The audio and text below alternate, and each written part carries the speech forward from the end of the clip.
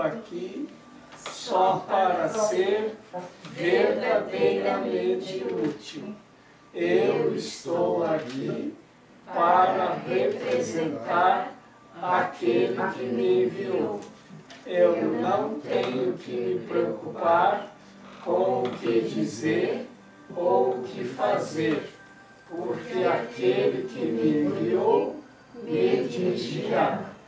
Eu estou contente em estar aonde quer que Ele deseje, sabendo que Ele vai comigo. Eu serei curada na medida que eu permitir que Ele me ensine a curar. Nós tínhamos uma pequena livraria aqui em Florianópolis, que ficava no 6º andar num prédio aqui na rua Deodoro. Era a livraria Nova Era. E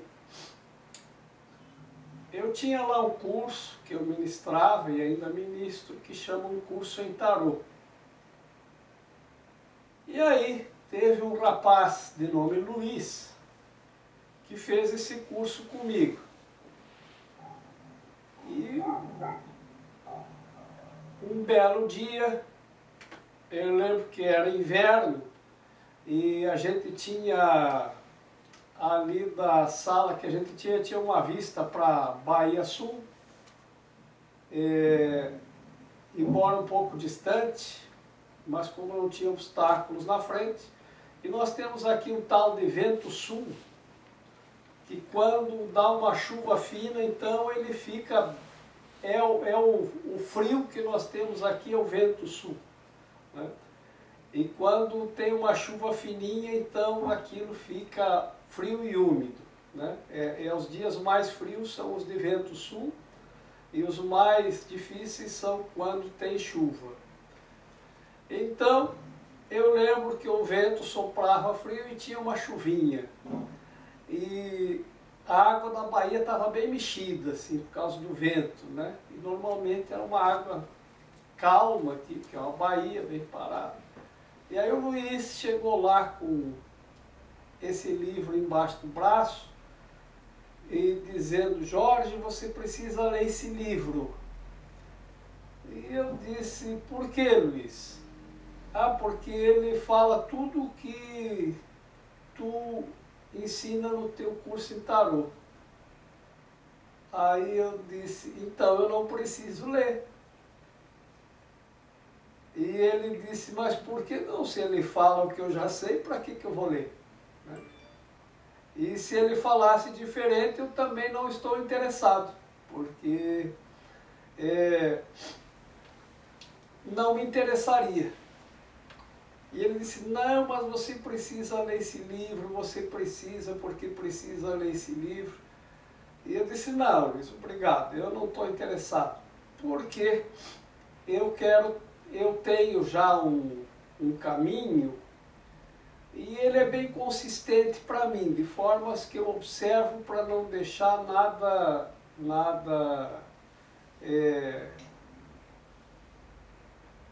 de fora que possa tirar a consistência daquilo que eu ensino.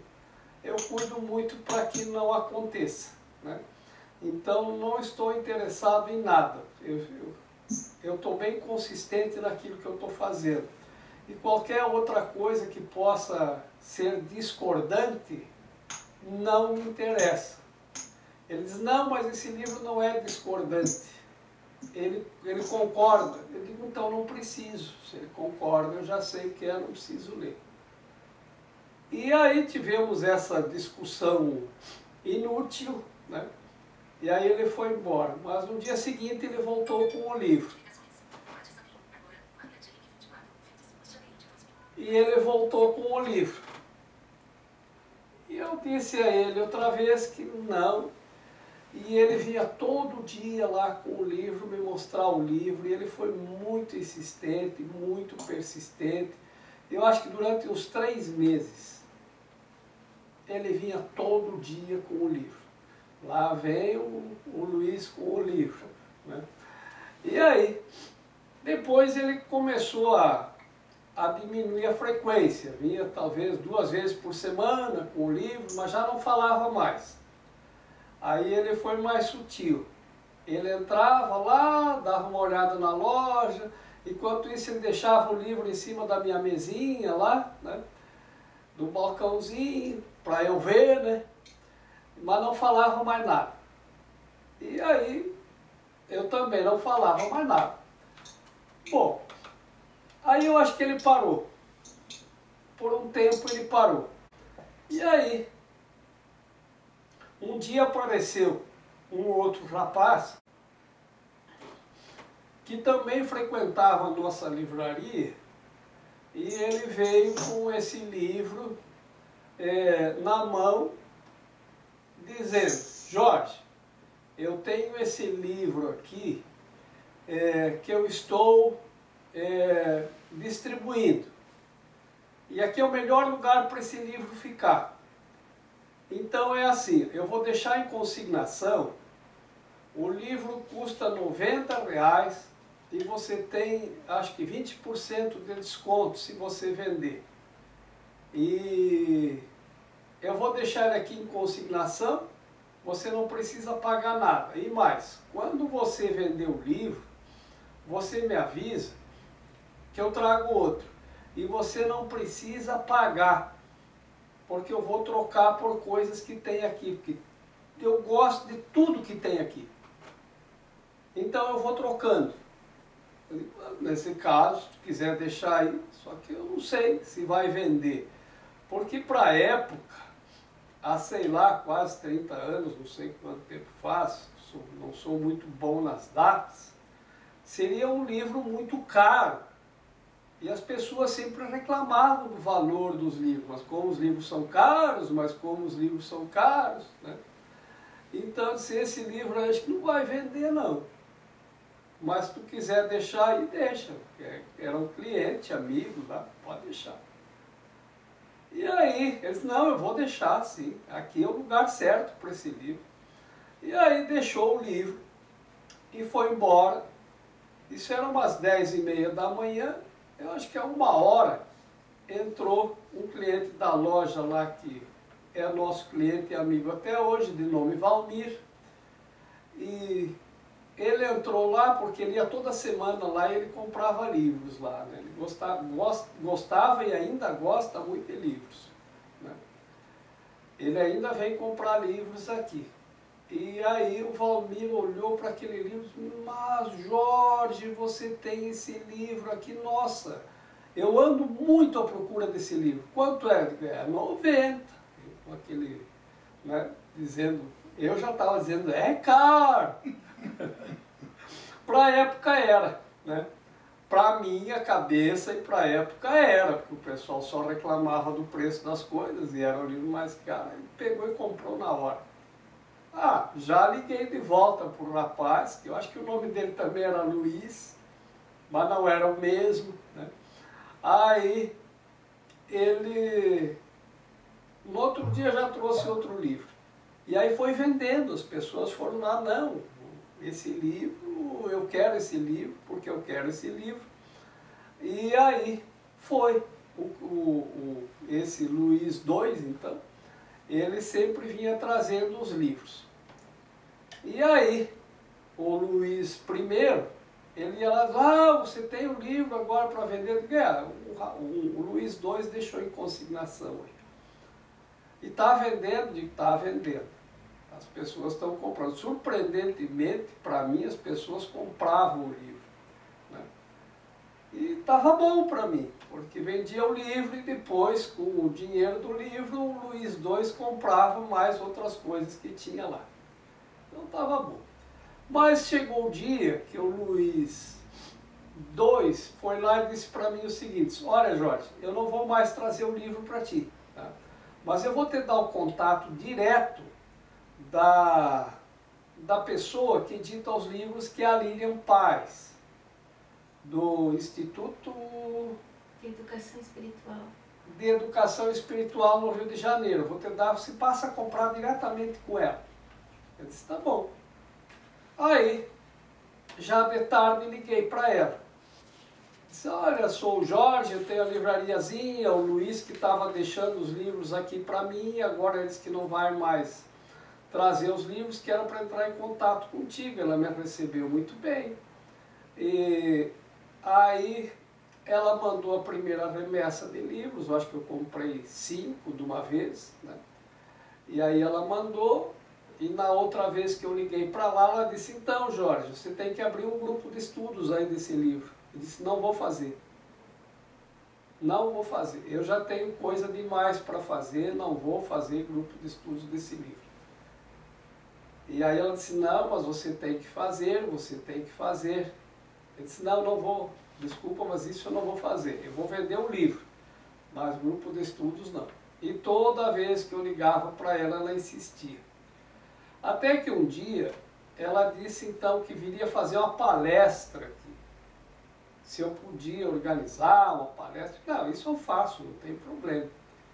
E aí, organizamos aqui, Raquel e eu, uma palestra que ela estava marcada para acontecer no sábado à tarde, aqui no auditório do museu, que é aqui pertinho, que já foi o Palácio do Governo, que era o Palácio Cruz e Souza.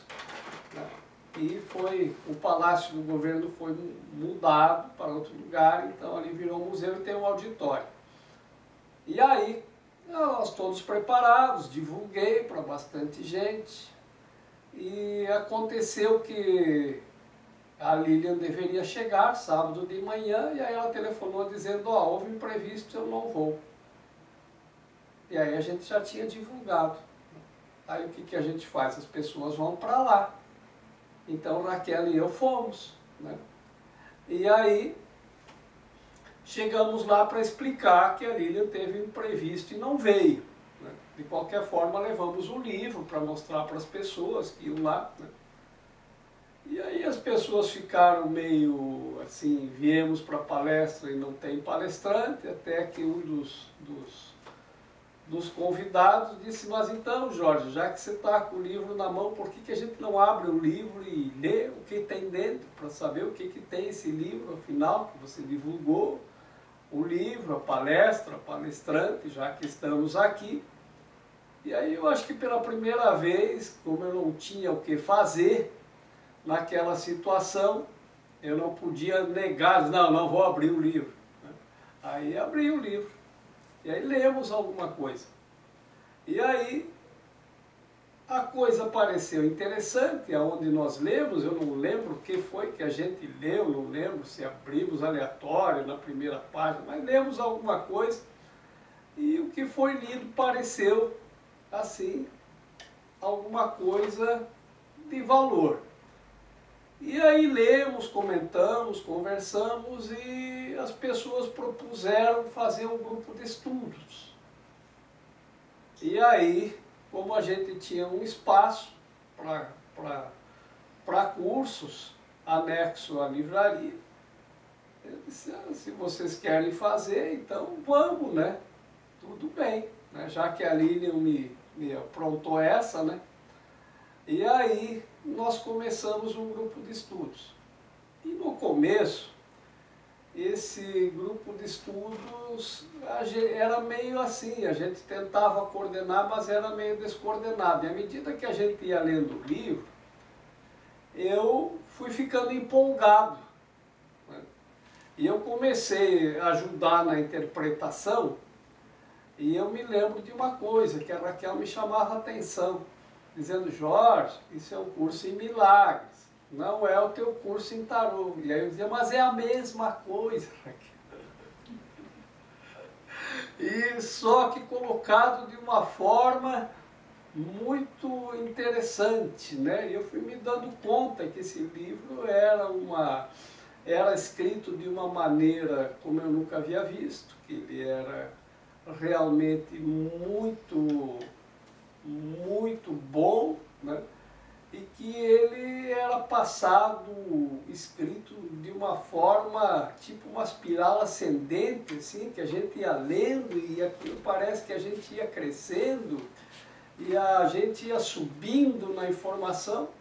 E aí então começamos a fazer grupos de estudos, mas no começo era muito tumultuado, sabe? Porque a gente convidava as pessoas para os grupos e, é claro, cada um vinha com sua crença, com seu sistema de pensamento. Então vinha lá vamos dizer, vinha um Rosa Cruz, vinha um budista, vinha um maçom, vinha um espírita, vinha um... Enfim, de todas as linhas de pensamento e instituições, as pessoas vinham para saber o que era esse livro. E as pessoas queriam, muitas delas, mais ensinar o que eles tinham do que vinham abertos para absorver alguma coisa. E aí dava muitos conflitos com relação a crenças e tinham discussões assim, que muitas vezes, quando terminávamos a reunião, eu disse, foi a última, Raquel. Não quero mais saber desse curso em milagres, isso dá muita discussão e eu não quero saber disso, eu quero viver em paz. E é muita confusão. E muitas vezes eu disse que não ia mais, mas na semana que vem eu ia, né? E a gente acabava voltando. E desde aí então a gente tem feito grupos e as pessoas chegam, como diz o curso, como está escrito no próprio livro, né? Cada um tem o tempo, ele diz, esse é um curso obrigatório. E ele não se refere a este livro, ele se refere ao curso, né? E quando se coloca ali que é um curso em milagres, o título, se esclarece que não é o curso, é um, entre tantos outros possíveis. Entre milhares de outros métodos, este é um curso, né? Então, quando ele diz este é um curso obrigatório, então ele traz esse entendimento. O que nós temos é liberdade de decidir ou de escolher quando queremos fazê-lo e quanto queremos. E temos liberdade de ficar pelo tempo que quisermos e também de voltarmos a ele se quisermos voltar novamente. E assim nós temos, nesses anos todos, iniciado muitos grupos, e os grupos começam e as pessoas vão indo, vão vindo, às vezes voltando, e assim a gente vai seguindo. Então já são incontáveis os grupos que iniciamos, muitas vezes retornamos para depois de um tempo, porque é comum às vezes as pessoas irem reduzindo, o grupo vai reduzindo, e chega um ponto que você não tem mais como colocar uma pessoa naquele grupo, uma pessoa nova, que não é o caso desse agora que estamos no início, né? Porque se a pessoa não pegou a base, ela vai ter dificuldade para entender a sequência. Então, muitas vezes a gente concordou com as pessoas que estavam no grupo para voltarmos para o início e fazermos um novo grupo. E assim a gente vai indo, vai até um ponto, quando vê que não tem mais, quando terminam os participantes, a gente inicia um novo grupo, e vai indo, e vai indo, e vai indo. Então essa é uma possibilidade, né? Nós temos um grupo nós estamos firmes, que é há quase quantos anos esse grupo? 10 anos. Mais, né? Mais anos, mas temos 15 anos. 16 já. 16 anos. 2002. Então iniciamos em 2002, então estamos aí pelos 16 anos com esse grupo que a gente está estudando o livro. Para quem está chegando agora, Quando a gente estava iniciando o estudo do livro, né? Então, eu lembro que um dia chegou uma moça da Argentina aqui, que a Argentina aqui é perto, né? E aí ela perguntou se podia participar conosco, nós a recebemos com muita alegria. E daí nós perguntamos, e você já conhece o livro? Sim, já lá na Argentina nós temos um grupo, nós já estamos há 3 anos estudando o livro. Eu digo, meu Deus, 3 anos e ainda não terminaram? Eu digo, não, mas se for 3 anos, eu não vou ficar 3 anos estudando esse livro. Bom, esse grupo, que não é o primeiro, né, porque houveram tantos outros que já fazem, eu acho que uns 30 anos que a gente estuda, né? Então, esse grupo nós estamos há 16 anos. E agora, às vezes, as pessoas chegam e dizem, ah, vocês fazem esse curso aqui? Sim, a gente faz as reuniões para estudar esse livro, que é o Curso em Milagres. Ah, e quanto tempo é o curso? Né? Digo, ah, é uma vez por semana. Sim, mas quantas semanas são o total do curso? Eu digo, semanas eu nunca contei, mas eu conto aí uns 30 anos. É o primeiro susto, né? Então é assim. Mas aí as pessoas às vezes dizem, ah, mas você está há tanto tempo estudando esse livro, fazendo esse curso, né? E você ainda briga sei lá, com o vizinho, eu digo, brigo, né? Mas como assim? Eu digo, olha, o Papa está a vida inteira lá na igreja, agora que ele é Papa, né? E ainda não é santo, não, ele ainda fica brigando. Ele ainda briga também quando as coisas não dão certo lá, né? E isso é quase que um sacerdócio, porque as pessoas da Igreja Católica vão quanto tempo na igreja? 2 anos, depois não precisa ir nunca mais, está formado? Não, vão a vida inteira, vão a vida toda, né? E aí até tem uma piadinha, já que a Mara começou com uma piadinha, que o cara estava já 30 anos na Igreja Católica, foi lá para o padre e disse, eu vou sair da igreja. Né? Mas o padre disse, como? Né? Disse, não, eu estou aqui desde que eu nasci, eu fui batizado aqui, depois eu fiz o catecismo aqui, depois eu fiz a crisma aqui, depois eu fiz o meu casamento aqui, eu estou vendo se continuar desse jeito eu vou morrer aqui, vocês vão fazer o meu velório. Vou sair fora enquanto é tempo. Então é isso. Bom, então foi assim que tudo começou. Na página 29, o capítulo 2, a separação e a expiação. O 5º, a função do trabalhador de milagres. O 10º parágrafo e o último. A caridade é um modo de olhar para o outro como se ele já estivesse muito além das suas realizações fatuais no tempo. Como seu próprio pensamento é faltoso, ele não pode ver a expiação para si mesmo, ou não teria nenhuma necessidade de caridade.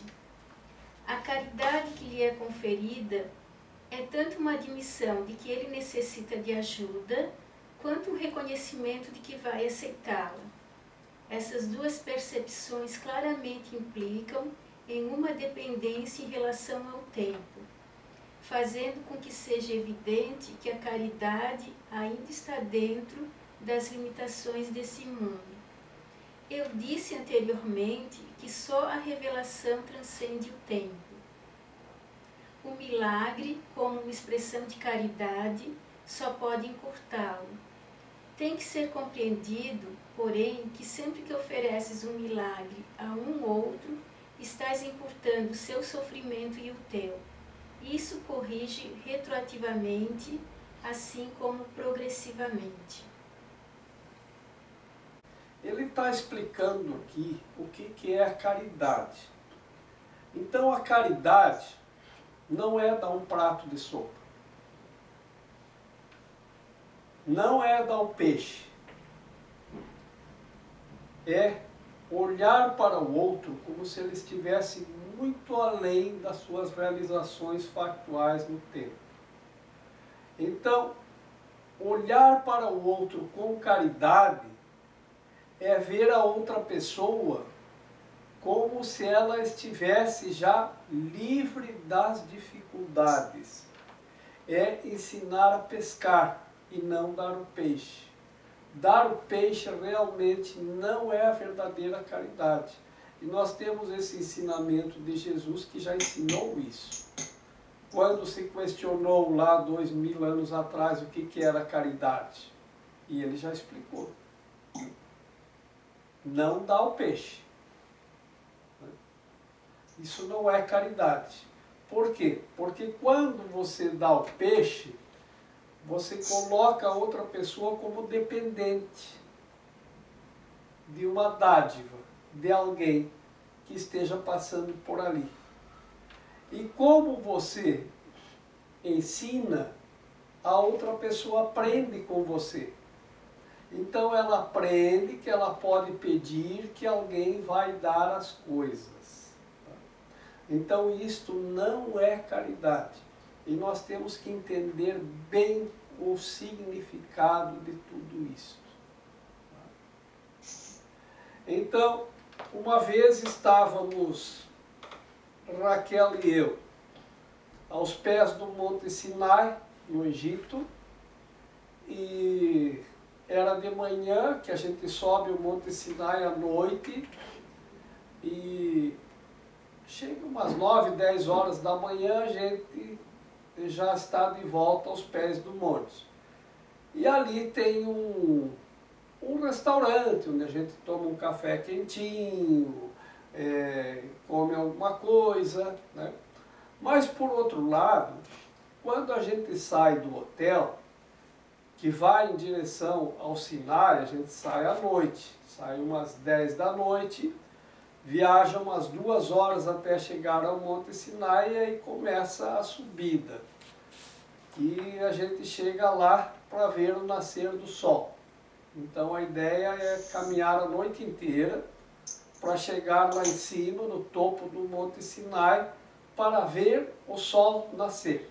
A ideia é essa, né? E, de fato, a gente caminha e consegue então chegar lá, um pouco antes do nascer do sol. E o nascimento do sol no Monte Sinai é uma coisa espetacular, né? E isso serve para nos lembrar da luz de Deus. Porque o sol, ele é símbolo da maior luz que nós conhecemos, né? Ele é a maior luz que nós podemos perceber com a vista física, né? E Deus, é quase consenso que Deus é luz. E a nossa mente também é feita da luz de Deus. Então, quando olhamos para o sol, nós lembramos da luz e, por extensão ou transcendência, lembramos de Deus. Então lá se faz isso todas as noites, e milhares de pessoas subiam todas as noites no Monte Sinai.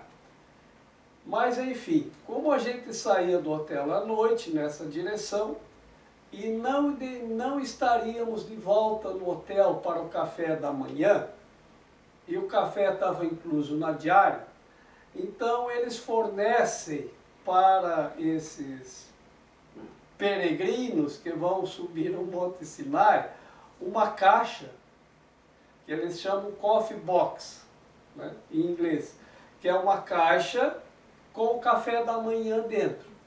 Então ali tem iogurte, tem doces, tem bolo, tem ovo cozido, tem frutas. É um bom café da manhã de um bom hotel, né? E nós ganhamos as caixas de café da manhã e deixamos dentro do carro.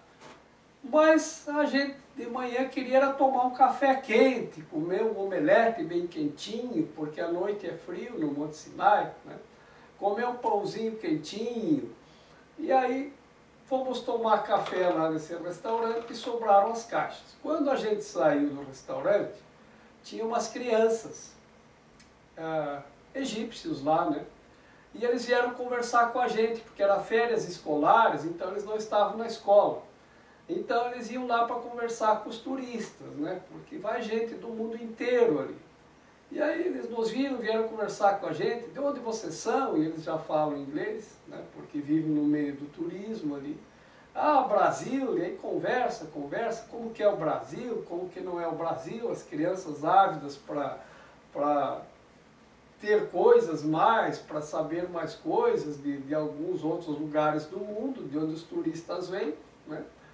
E então estávamos conversando com eles e de repente eu disse, Raquel, tu vai comer aquele teu caixa de café lá? A Raquel disse, não, nem eu, que vamos dar para essas crianças, né? Porque para eles é uma iguaria, né? Porque eles moram lá nas montanhas do Sinai, são filhos de pessoas que moram lá nas montanhas, não tem nada, né, parecido com isso, né? Quem sabe para eles, vamos dar esse presente para eles, vamos. Então, chamei as crianças, venham conosco, né?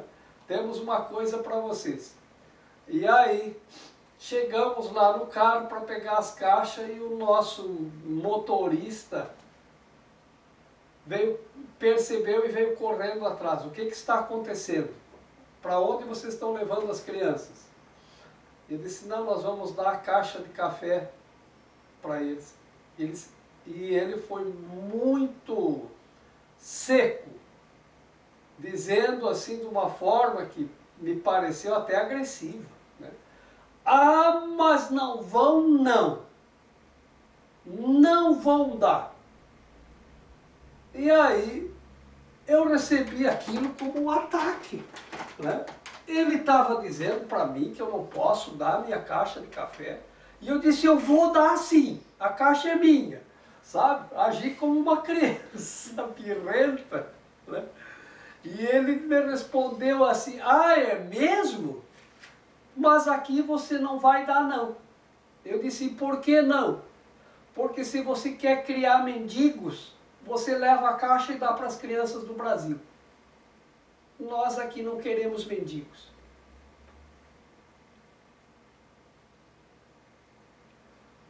Vejam que coisa interessante. E ele foi muito contundente. Não tem moleza, sabe? Não é para dar, sabe? Porque senão as crianças vão se acostumar a vir aqui pedir coisas para os turistas. E depois vai acontecer como aconteceu no Brasil. Há 50, 40, 50 anos atrás não tinha crianças de rua, não tinha mendigos. E aí as crianças começaram a pedir coisas, porque não tinham, então as crianças mais pobres da periferia vinham para o centro e começavam a pedir, ai tio, paga um doce, paga um salgadinho, paga isso, paga aquilo, e a gente foi dando. E aí quando eles cresceram, eles iam pedir, a gente dizia, vai trabalhar, vagabundo, né? E aí eles começaram a assaltar a gente, porque foi a única coisa que eles aprenderam, que as pessoas tinham que dar as coisas para eles. Então vocês vejam que quando você dá uma coisa, você cria uma dependência. Está criando um mendigo. Então lá, os adultos, depois, com mais calma, ele foi dizendo que as crianças lá, eles aprendem a trabalhar. E trabalham junto com os pais, né? E eles aprendem que para ter as coisas tem que trabalhar. Alguns anos depois estávamos no México e lá eles têm uma lei que não está nos códigos de leis, mas que todos seguem.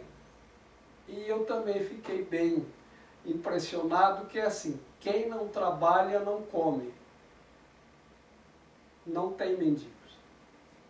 Tem que aprender a trabalhar.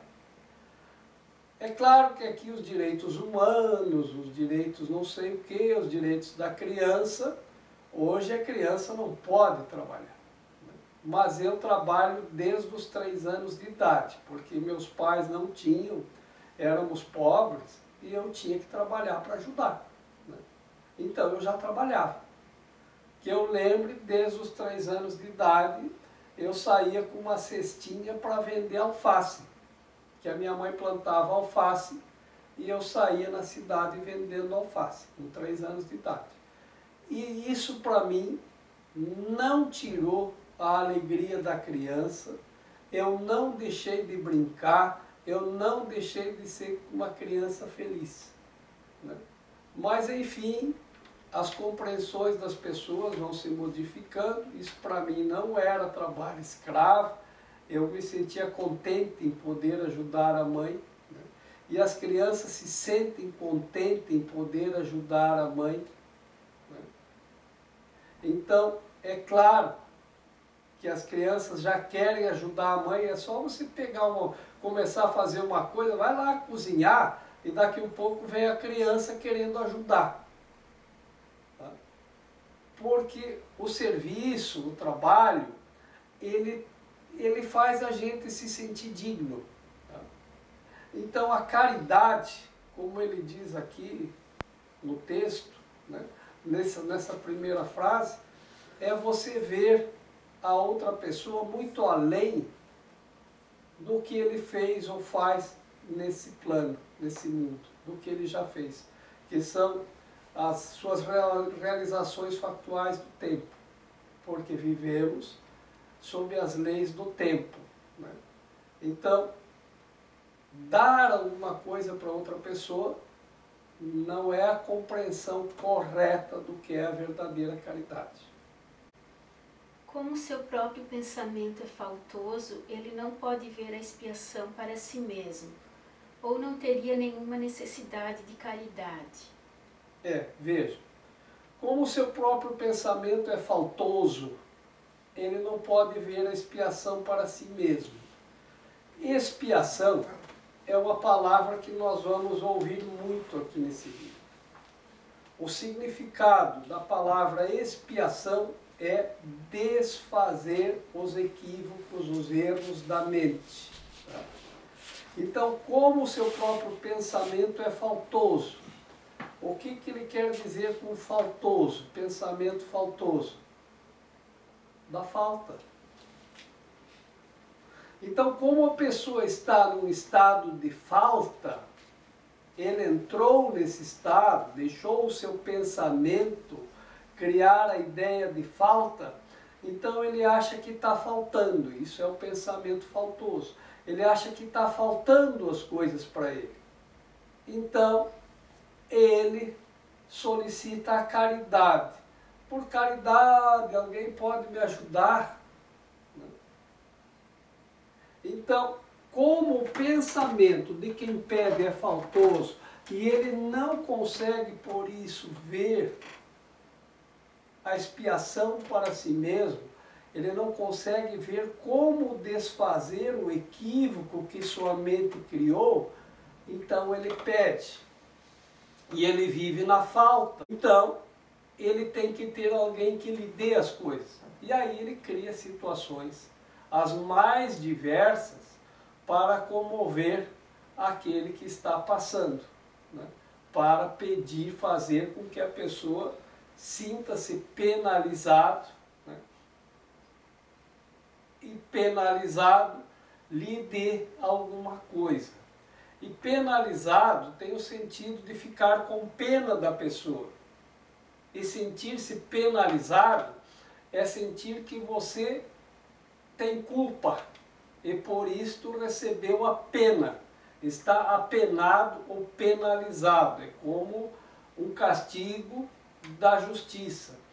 E a culpa se deve também ao equívoco de que, como nós temos na nossa mente a ideia da igualdade perfeita, que somos todos iguais perante Deus, e de que somos, segundo a nossa Constituição, todos iguais perante a lei, então todos teríamos que ter as mesmas condições. Quando você vê que alguém tem menos, você se sente penalizado. Porque você julga assim, se eu tenho mais, eu sou culpado pelo outro ter menos. E aí, às vezes, a pessoa, então, se redimir da culpa, ele dá alguma coisa, dá uma moeda. Vai lá e paga um lanche, dá dinheiro para isso, para aquilo, para aquele outro, ou dá. Porque a pessoa que está com o pensamento faltoso sempre vai estar faltando alguma coisa. E ele sempre vai estar procurando penalizar alguém. Então vejam como penalizar é fazer o outro sentir pena dele. E se você sente pena, você não pode deixar de sentir-se penalizado, porque o sentimento de pena é um sentimento de culpa. Você se sente culpado porque o outro está naquela situação. E aí você aplica a pena em você. E aí você se sente penalizado. E como penalizado, o castigo daquele que está penalizado é pagar alguma coisa para o outro, é pagar a conta, tá? Para você sentir a sua mente aliviada. E é claro que quem está pedindo, então ele vai tentar as mais diversas artimanhas, aquele que tem o pensamento faltoso, para fazer com que você se sinta penalizado. Porque quem se sente penalizado vai ajudar. Então, as histórias são as mais variadas possíveis, né? Todas na tentativa de penalizar a pessoa. Então, por isso que ele diz. E por que a pessoa faz isso? Então, nós não condenamos a pessoa. Ele faz porque seu pensamento é faltoso. Ele entrou na falta. E ele não consegue ver a saída, que seria, não consegue ver a expiação para si mesmo, que expiar é desfazer esse pensamento faltoso, porque a falta, ela surge do teu pensamento. Por isso que eles não deixaram a gente dar as caixas de café para as crianças. Porque a partir daquele momento eles iam sentir falta daquilo. Ué, um dia tem tudo, no outro dia não tem? E como que eu faço para conseguir? Ah, o pessoal que vem peregrinar, eles ganham a caixa de café do hotel. Eles já vão pedir de noite, não vão pedir de manhã. É quando chega o carro lá com o turista, as crianças já vão avançar. Moço, dá a sua caixa de café para mim. E aí você criou uma geração de mendigos. Pequenos mendigos que se transformarão em adultos delinquentes. Porque esse é o caminho. Porque depois de crescido ninguém mais vai dar. Porque se vier lá umas 10 crianças pedindo a caixa de café, eu dou, né? Mas se vier 10 adolescentes saudáveis e fortes pedindo a caixa de café, eu vou mandar eles trabalhar. Você escuta, vocês são fortes, têm energia, têm saúde, vão trabalhar, rapazes. Mas eles não aprenderam, eles aprenderam a pedir. Então, por isso ele diz, se eles tivessem condição de ver a saída para o pensamento faltoso, que aqui nós chamamos a expiação, eles não precisariam da caridade. Então não temos que culpá-los. Temos que entender como é a verdadeira caridade e também não temos que culpar os que têm o pensamento faltoso. Porque esse pensamento faltoso, ele não está na cabeça só do mendigo que está na esquina, na rua, pedindo me dar uma moeda por caridade. Ele está na cabeça de todos aqueles que sentem falta do que quer que seja. Não importa a condição social da pessoa. Porque tem mendigo que tem conta no banco e tem investimentos no banco e continua mendigo. Tem gente que mendiga muito. Que vai numa loja, por exemplo, e tem um objeto lá, uma coisa que custa 10 reais, e eles, não, se eu der 10 reais por isso, não, vai faltar para mim esse dinheiro depois. E aí ele fica mendigando. Não dá para fazer por menos, não dá para fazer mais barato. E é uma pessoa que tem todas as condições. Não, você vê que aquele 10 não vai fazer falta para ele. Que ele tem uma roupa de grife, que tem um carro novo, que mora numa casa boa, que tem condições, que tem emprego bom, que lhe dá uma boa renda. E, no entanto, a pessoa está nessa ideia do pensamento faltoso, que se ele gastar mais, vai fazer falta. Então ele mendiga. São os mendigos das classes sociais que têm mais poder de compra. Então vejam, é o pensamento faltoso. E agora a compreensão. Se ele tivesse condições, se ele visse a saída para sair desse pensamento faltoso, ele não precisaria da caridade. Então ele está nessa situação porque ele não consegue ver uma saída para isso. A caridade que lhe é conferida é tanto uma admissão de que ele necessita de ajuda, quanto um reconhecimento de que vai aceitá-la. Então, a caridade que ele pede é uma admissão de que ele precisa de ajuda e de que vai aceitá-la. Agora, qual é a caridade? É ver no outro a possibilidade de transcender esse pensamento faltoso, para que ele não precise pedir.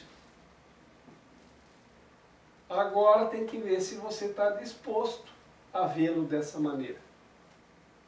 Porque como você vê a outra pessoa, você praticamente sela a outra pessoa da maneira como você vê. Então, tanto você pode aprisionar a outra pessoa na falta, como você pode libertá-la da falta, vendo ela de modo diferente. E aí vai a primeira frase do parágrafo, que a caridade é ver o irmão além das suas realizações factuais no tempo. Não importa o que ele fez ou não desfez. Você tem que ver ele além daquilo. Ver com perfeição. Essas duas percepções claramente implicam em uma dependência em relação ao tempo, fazendo com que seja evidente que a caridade ainda está dentro das limitações desse mundo. Então a caridade, como está sujeita ao tempo, ela está dentro das limitações deste mundo. Que este mundo tem as suas limitações. E porque existe a limitação, neste mundo existe a caridade. Porque a caridade é para libertar-nos das limitações deste mundo. Eu disse anteriormente que só a revelação transcende o tempo. O milagre, como uma expressão da caridade, só pode encurtá-lo. Então, a revelação é a única coisa que transcende o tempo. O milagre, ele pode encurtar o tempo. como que o milagre encurta o tempo? Quando você consegue estender este pensamento para outra pessoa, de que ele não precisa estar na falta, se conseguirmos estender este pensamento, vamos chamá-lo de abundância, e se for capaz esse pensamento de substituir o pensamento faltoso daquele que ainda busca a caridade, então nós antecipamos no tempo a cura do pensamento faltoso, porque a pessoa que está nesse pensamento, ela pode ficar no tempo, sei lá quanto tempo, por dezenas de anos, com o pensamento faltoso. E então, o milagre, que é perceber ou estender a mente certa para outra pessoa, de que ela não está na falta, que é a ideia de que todos temos tudo à nossa disposição. Então, esse é a cura que o milagre proporciona. Jorge, mas para eu estender para o outro, eu tenho que, digamos, estar na abundância, por assim dizer, ou seja, o meu pensamento está no pensamento certo, não estou no pensamento faltoso, digamos assim, né? Eu acho que, mesmo que eu dou a moeda, né? Mas eu dou porque eu estou na falta, ou eu estou acreditando que está faltando. Na verdade, eu acredito na falta, não é assim? Então se você acredita na falta, é você que vai ser penalizado. Porque quem não acredita, não dá. Tá? A moeda para suprir uma falta. Tá? Então, pelo menos, planta na mente da pessoa que está no pensamento faltoso a ideia de que ele não precisa da caridade. Ao não dar, digamos assim, Ao não estender a moeda, na verdade eu estou fortalecendo a ideia da falta. Quando eu dou, eu fortaleço da falta. Fortalece. Mas quando eu não dou, eu estou fortalecendo a ideia de que ele não precisa daquilo. De que ele... Isso, mas o não dar a moeda, só negar a moeda, também não é se você ainda acredita na falta e não dá a moeda, você ainda vai sair dali culpado. Eu podia ter dado a moeda, porque você ainda acredita na falta. Mesmo que você não esteja te faltando nada, você acredita na falta porque você acredita que está faltando para o outro. Então o teu pensamento também é faltoso ainda. Né? Agora, quando você consegue reverter na tua mente essa ideia da falta, aí você consegue, então, estender o pensamento de que não tem falta, que ele pode transcender essa ideia da falta. E isso, na verdade, se vocês pensarem, nossa mente, nós temos o poder de alcançar todas as coisas. Mas enquanto nós tivermos a ideia da falta, a gente praticamente vai viver e não vai conseguir transpor os bloqueios. Eu conheço uma pessoa, por exemplo, que ela ia para Foz do Iguaçu. Daí eu lhe disse, fique lá no Hotel das Cataratas, porque você fica dentro do Parque das Cataratas e é o melhor lugar para ficar. Porque os turistas, eles podem estar lá nas cataratas a partir das 9 da manhã e até as 5 da tarde. Então, antes das 9 da manhã e depois das 5 da tarde, quem está nesse hotel que fica dentro do parque, tem toda a liberdade de circular por todo o Parque das Cataratas, assim, numa coisa mais privativa, né? Porque quando tem turista, é muita gente, É barulho, é gritaria, é criança correndo, pulando, é gente gritando, é gente o tempo inteiro, né? E lá você pode passar assim, vai bem cedo, que é uma meditação, assim, é uma paz. Aí você entra em contato com o som das águas, com o som dos pássaros, né? Tem até os arco-íris de manhã, e você está lá naquele silêncio, né? Isso é maravilhoso, isso não tem dinheiro que pague isto, né? E aí a pessoa disse, ah, vou ver. E depois eu disse, então, ah não, mas é muito caro. Se é muito caro, é a mente ou o pensamento faltoso. Porque esta pessoa é muito rica.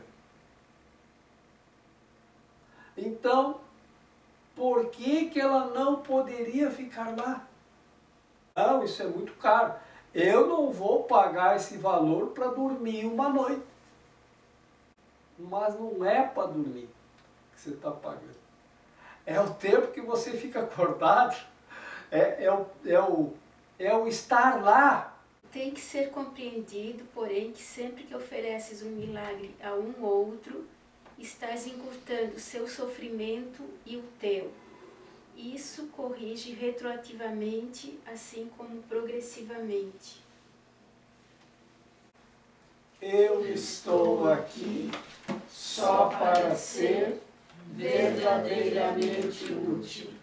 Eu estou aqui para representar aquele que me enviou. Eu não tenho que me preocupar com o que dizer ou o que fazer, porque aquele que me enviou me dirigirá.